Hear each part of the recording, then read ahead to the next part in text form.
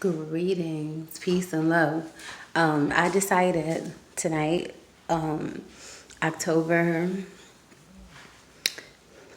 7, 2018, that I wanted to make a video for one to introduce myself to those who are subscribing to my YouTube channel, Trey Baby, who don't know who I am, who have just come across me because of notifications on their YouTube.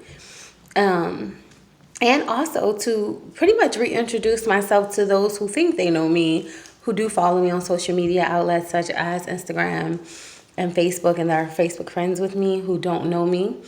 And for those who are friends and family who really don't know me, because you can think you know a person and you don't. There's so many levels and intricate layers to us as human beings that it takes time and life experience, things like that, for you to really learn a person and know a person. Even for us to learn ourselves from a one-on-one perspective within ourselves, it takes so much unlayering. So again, my name is Trey. That is the name that I give to people to call me. Not my birth name, but my name is Trey. I am 36 years of age. I am from Compton, California. I grew up Compton, South Central, Watts, Linwood, then moved to Long Beach, North Long Beach in junior high. So I'm a writer at heart. I started writing at 9. I am the eldest of all my siblings, 8 blood brothers and 2 blood sisters. And I did spend some time in the system as a child. When I was 17, which 15 days from now marks 19 years since I swore into the military. So Veterans Day is about 5 days from now. Not for sure. No, today is Wednesday, Thursday, Friday, Saturday, Sunday, Monday. 5 days from now is Veterans Day 2018. So early happy Veterans Day to all of those who served in the armed forces. There is a lot of judgment when it comes to people serving the country and going to the military. And I say, to those people who have so much criticism, there's so much that you're doing, that you're involved in and was involved in, that you have no room to cast judgment. So I salute those who go and make a better life for themselves and get skills that most civilians would never, ever be able to put their hands on. So aside from that, I am starting to do my do YouTube videos because I want to reach the masses. And my channel will be for everyone. If you want inspiration in your life, good vibes, if you're about learning and leveling up in life, in discovering new things, and better ways of living, just day to day, taking care of yourself, I want to focus on mental health. That is huge for me. For you that don't know, which is mostly 90% of people in my life, in 2016, I was diagnosed with a mental illness. And I had to leave everything that I had, a physical possession, pretty much, in Atlanta. And that's another story. I'm really big on sisterhood. I'm really big on building. I'm really big on building with people. I'm big on building community with my Black brothers and sisters, period. Like, that's so big to me, but mostly with my sisters, because sisterhood is so important for women. Just like men have to have their brotherhoods and have their own rites of passage. And sometimes you come across people who just aren't for you and don't mean you well, no matter how much you've been there. So and I'm not going to give that situation light and energy on this time while I'm revealing to you all who I am, to a degree, and my intentions on having this YouTube channel. So if you're watching this, thank you for watching me. Thank you for listening. Thank you for your time. Time is so important. And it's very important how we occupy our time, and now what we allow, what we ingest mentally is just as important as it's really more important than what we ingest physically through our mouths, but what we ingest through our eyes and our ears is so important. So thank you for giving me this time and making me a part of your day or night or whenever you watch this, whether you watch this in 2018 or if you watch this in 2080. Thank you for your time and your energy. So, yes, I was diagnosed with a mental illness, and I was misdiagnosed. Possibly. I'm still trying to figure that out, but I was placed on medication, which really brought my true condition to such a pit to where I was like, I can't take it. I didn't know if I was going to make it. I left everything. I was sleeping from couch to couch between my mother and my foster mother, my biological mother and my foster mother's house, catching 4 buses, each appointment to finally go to the VA and take care of myself. Because like I said, I swore in the Army at 17, got out at 20, went straight to college for general and vascular ultrasound, worked in my field, moved to Georgia, Atlanta, Georgia, December 19, 2013. And it's December 19th, 2013. And December 29th, one of my youngest brothers died here in Long Beach, California, so I had to come back. Left, went back to Atlanta, came back out here because my great uncle got sick. I was going to stay a couple of weeks, stayed 8 months and took care of him by myself. He's a veteran also, military, and he was battling dementia or Alzheimer's early stages, plus other physical ailments. So, and by it, he's very lonely. So I ended up staying 8 months. Left a month and a half later, he died. Came back here. They buried him without letting me know. Cool. Met someone who I ended up falling for romantically, but first as a friend. That helped me get through that loss in the early stages of it, right? This is in 2015. Go back to Atlanta. Next thing you know, not even a full year later, my youngest uncle dies here in Compton, California, or in California. He lived in Compton. I had to fly back. Went back to Atlanta. I would say I was there for 3 weeks. November 17, 2016 is when I had my moment. I won't say break because nothing has broken me. Nothing will break me. And you have to keep that in your mental too, whoever's listening. We feel like there are situations that break us and they just take us to new levels where we actually transform and we ascend through that.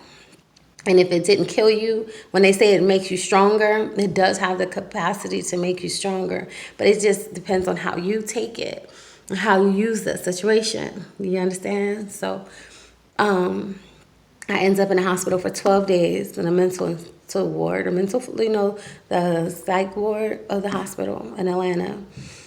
Flew back with what I could bring with me.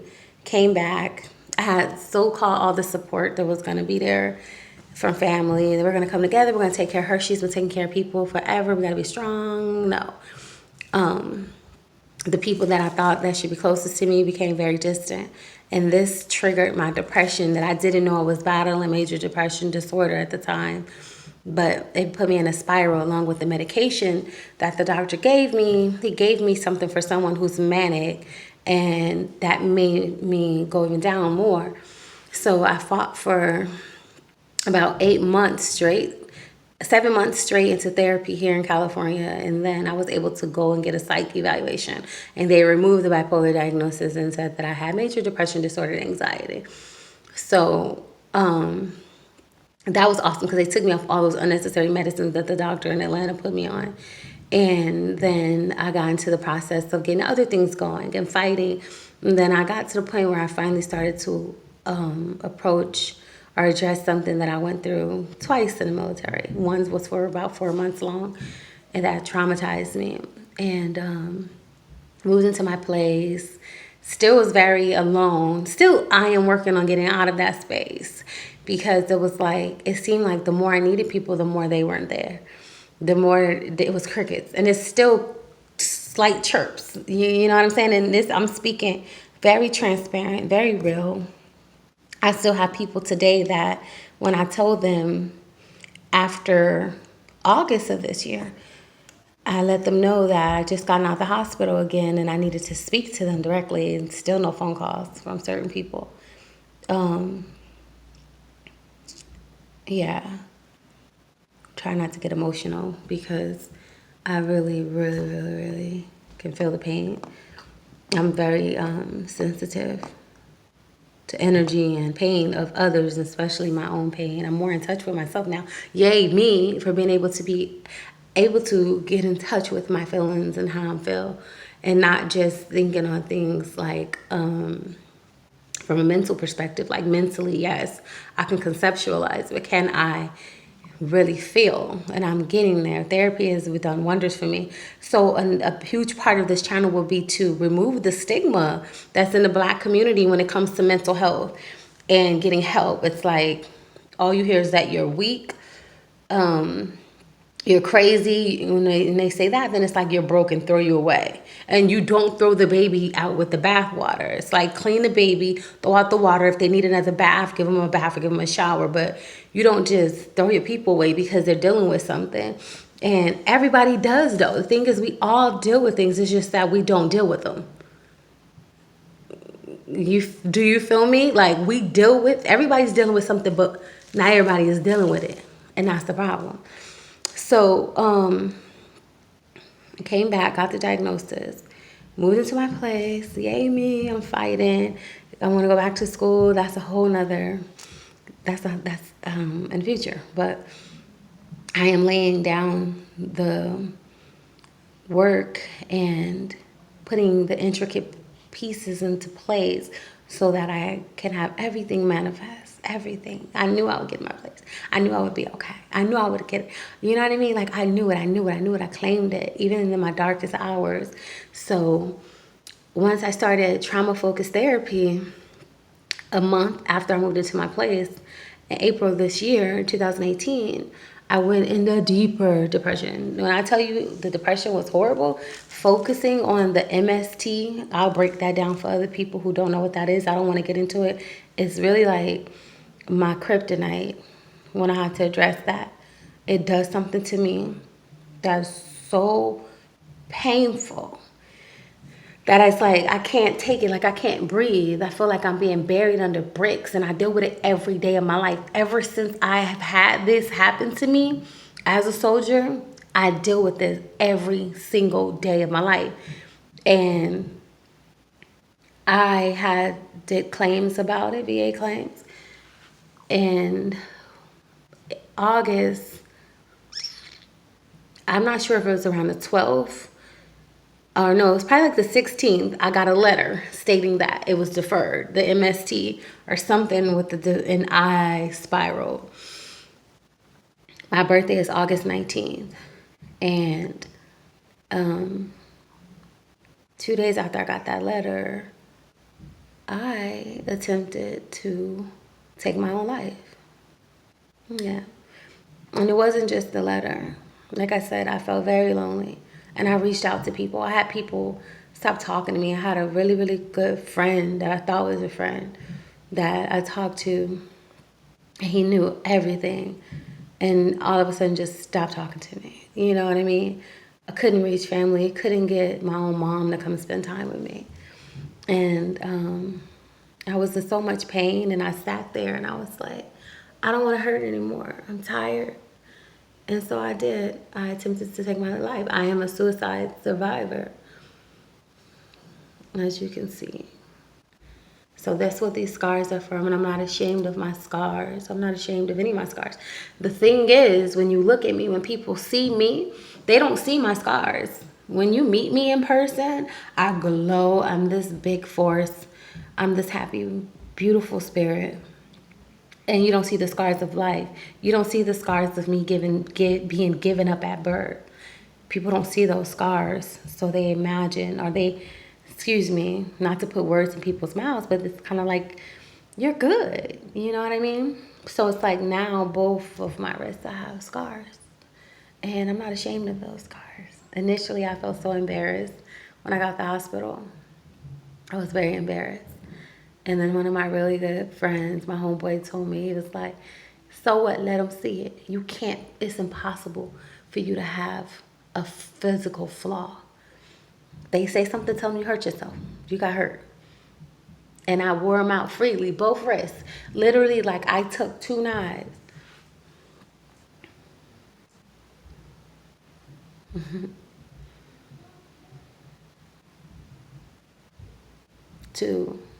And I couldn't bleed. Like, I wouldn't bleed. I barely bled. And then I passed out.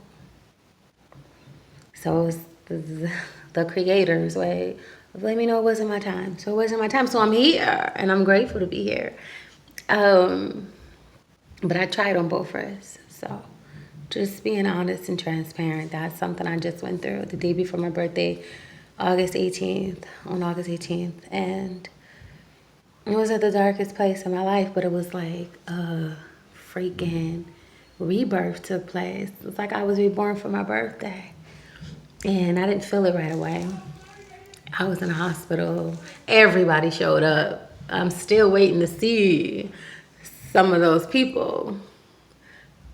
Out of everybody who showed up, there's two people who are consistent in physically being around me. One, it's a little more difficult for them to be. But there's one who is close, who has gone out their way, and that's my auntie Nikki. That's my soldier right there. She texts me, she calls me, she comes through, she comes spends time with me. And I need that. You know, my brothers went out their way, made sure they're here. I love them to life. Love them. Love my little sister. And everybody else, though, they're not. I mean, I have a few friends who've seen me a couple times. So my cousins, I've seen them. But I mean, there are people who said they're going to be there. And I'm only being honest and open because when people make that decision, the society and the world is like, that's so selfish. Don't ever do that. Don't do that again. And it's like, who are you? Literally, who are you? Who are you to say what's selfish and what's not?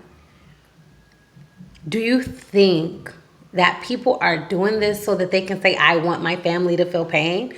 Or do you think they're just tired of feeling their pain and feeling it alone? And people say, well, this is what I see. And prior to me doing this and being in this state of depression, during the depression and prior to me attempting to kill myself, I was seeing that so much online, and I was reaching out to people, and I felt so bad. They were just like, I'm going through this by myself, and I wish them so much peace. And for them to make it through the other side and let them know I was fighting with them. And I meant that I was fighting by the fucking skin of my teeth. Every day of my life, every moment I was fighting for months. And it's like you can only fight so many rounds without getting tired. You know what I'm saying? But people say, I didn't see any signs. I didn't know. And trust me, you know. When people call me, even now, that's why I have to distance myself too. I'm distant because I'm protecting my energy also. And then I'm realizing that because everybody comes to me for healing. There's nobody that I've met have not been around me because they needed to feel my energy and they needed to feel a little better. They're like, I'm going to call Trey. Let me call Trey. I'm going through this. You know what I mean? And they know I'm going to listen. So doing that when you're carrying your own stuff is hard. But you do it when you're naturally a healer, you do it. You're a nurturer, you do it. You have no choice. That's all you know. So I would listen. I listen, and then I give my perspective, and I'm there.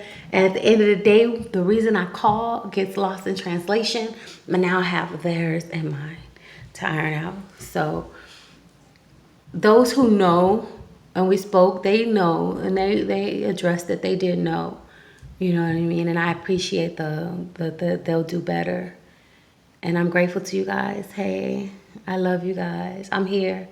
And I can't say that I'm sorry. You know what I mean? Because it's not about them. But I did feel very, very apathetic for the pain that they all, when they cried to me, like, that if I had have died, I would have killed a lot of people with me. I would have took a lot of people with me. More than I know. I know I've influenced so many people over the years. And that's why I'm just like, support me. Follow me on this YouTube channel. You know me. Like, I've been there teaching and loving and healing, hugging, holding, supporting, providing, all of that, protecting. So, but yeah, fast forward to today, October 7th, 2018. November. It's November. Y'all let me say October the whole time. It is November 7th, 2018. It's the new moon. And the ice cream truck is outside, only on the east side. Well, I'm really like almost downtown, but maybe that's a sign, huh? It's cheerful, it's youthful, there's signs everywhere. You know?